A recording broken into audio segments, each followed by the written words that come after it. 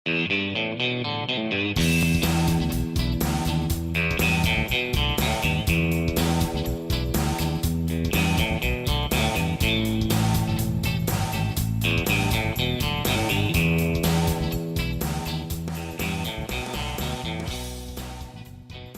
el que més m'agrada és que se pot buscar per internet i és tàctil. És divertit perquè aquí també podem buscar informació, també podem veure vídeos, però a l'altra pissarra, com no se pot veure, només podem veure el que escrivim.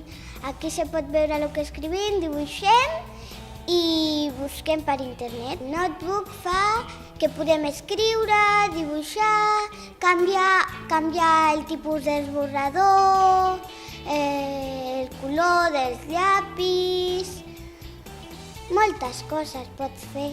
Visualment capta molt més coses. El poder ficar-se a internet, el poder veure dibuixos, fotos, això jo crec que crida més l'atenció i llavors ells poden estar més atents a la classe que potser nosaltres. Abans les pissarres s'utilitzaven amb el guix, sí que després van treure guixos de colors, però amb guix, i aquí tenen diferents maneres de poder escriure. A part dels colors, tenen l'opció de poder subratllar, poden escriure més gruixut, més primet, a l'hora d'esborrar també tenen per poder esborrar trossos més grans,